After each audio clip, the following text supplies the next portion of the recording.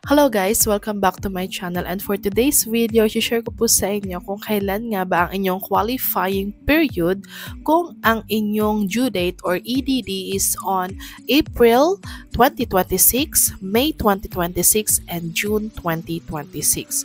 Or anong mga buwan ang dapat na may hulog kayo para hindi ma-reject ang inyong application for SSS Maternity Benefit. At kung bago ka pa lang sa aking channel, please subscribe to my channel.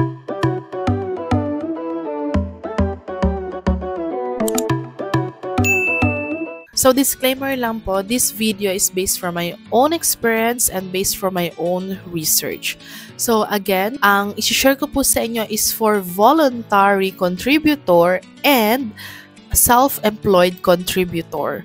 So kung kayo po ay employed, ang inyo pong HR o ang inyong employer po ang magpaprocess ng inyong SSS maternity benefit. So bakit nga ba natin kailangan malaman kung kailan yung ating qualifying period?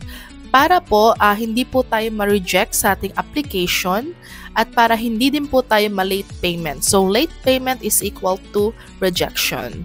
So ano ba ang qualifying period? So pregnant women should ensure to have paid at least 3 monthly contributions within 12 months before their delivery date. So kaya mahalaga po na alam nyo na kung kailan ang inyong EDD or due date sa pamamagitan ng ultrasound or trans-V. Hulugan nyo po at least 6 months pataas. Kasi po, mas malaking contribution, mas malaking maternity benefit ang makukuha nyo po. So, ang inyo pong qualifying period kung ang inyong EDD or due date is on April, May, and June 2026, mag-i-start po siya ng January 2025 to December 2025. So, ayan po yung mga buwan na kailangan meron po kayong hulog. Okay po? So, question. May mga nagko-comment, sabi po nila, paano po yun? Nag-resign po ako sa work and for example, April or May, nag-resign na po ako sa work tapos hindi na po ako nakapaghulog.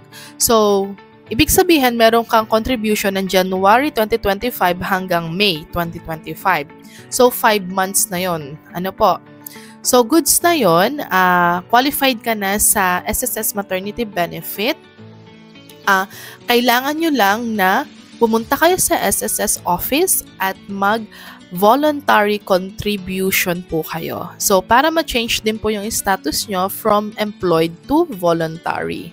Okay po? And then, pwede nyo po siyang ituloy yung inyong hulog. For example, June to December 2025. So, pwede naman po yon. Okay po? Para mas malaking contribution, mas malaki din po ang inyong makukuhang maternity benefit. So, meron lang po tayong tinatawag na ito po ay yung semester of contingency. So, ibig sabihin, hindi na po counted ang hulog nyo sa MatBen kapag umabot kayo sa mga buwan na to. So, ang inyo pong semester of contingency ay magsisimula ng January 2026 onwards. So, January, February, March hanggang manganak na po kayo. So, meaning, simula January, ayan na po yung mga buwan na possible na manganak kayo o may mangyari po sa inyo. Wag naman po sana. Okay? So, kapag naghulog po kayo mismo sa semester of contingency nyo at wala kayong hulog kahit ano doon sa qualifying period, late payment na po yun at hindi po kayo makakwalified. Okay po? Kaya mahalaga at importante na alam nyo kung kailan ang inyong qualifying period. Okay po? So, may question din.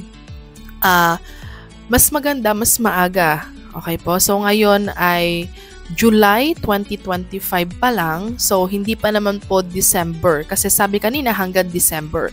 So, pwede pa po kayo maghulog hanggang December. Okay? For your maternity benefit. Okay po? Pero, kapag dumating na po ang January 2026 at sa January nyo pa po ito napanood, itong video na to, at wala kayong hulog kahit ano, so hindi po kayo maka-qualified. Ano po? So, kaya ako po ay nag-upload na din for advance para po sa ating mga mommies and sa mga first-time mom na mahalaga po na meron tayong contribution sa ating SSS. Okay po? So, ayun. So, ito po yung calendar example. So, ito po yung nasa kaliwa, yung year 2025. So, yung mga check po, ayan po yung mga months na kailangan may contribution po kayo. And then, dito po sa, it should be 2026. Wait lang. So, ito naman po nasa kanan, ito na po yung mga red months. So, ayan po yung semester of contingency na. So, kahit maghulog po kayo dyan, hindi po siya papasok sa inyong maternity benefit. So, okay lang po na ituloy-tuloy po natin ang ating hulog sa SSS. Ano po? Pero, kailangan, alam nyo po yung tamang buwan para malaman nyo kung pasok ba to sa inyong maternity benefit. Okay po? So, sana po ay mas naging madaling maunawaan gamit po itong calendar na ipinakita ko po sa inyo. So, again po, kapag nalaman nyo po na buntis na kayo, go to your OB, sa malapit na OB po sa inyo, and magpa-ultrasound and transv na po kayo at kailan ang inyong due date or EDD. And hulugan po ang inyong qualifying period sa tamang oras, sa tamang araw. After po noon, ay mag-apply na po kayo for SSS Maternity Notification. So, meron po akong video na ginawa po doon. And after noon, pwede na din po kayo mag-apply for your disbursement account. So, ang ginamit ko po noon ay GCash.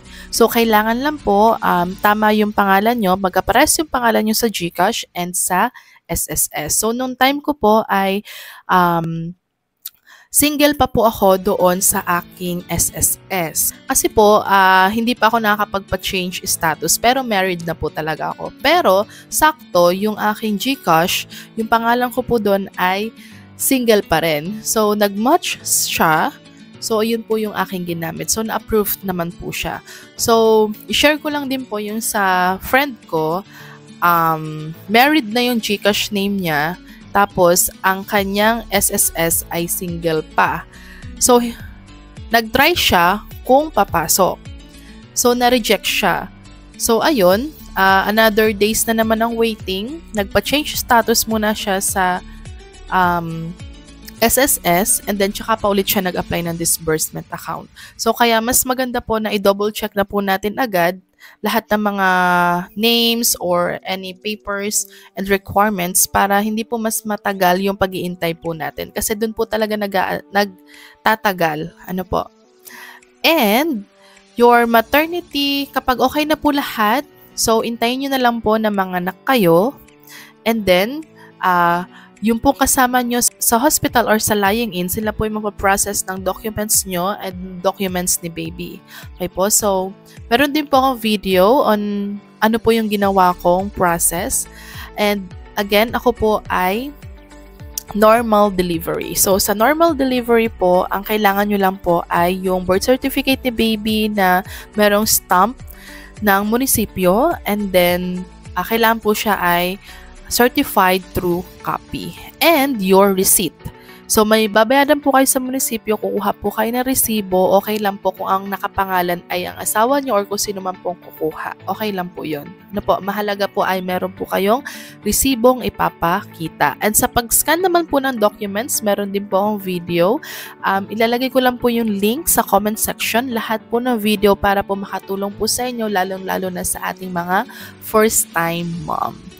Okay po, so I hope na this video ay nakatulong po sa inyo, and please comment down below if you have any questions and I will try my very best to reply po on your comments. So that's all for now, and thank you guys for watching. Please subscribe to my channel. Goodbye!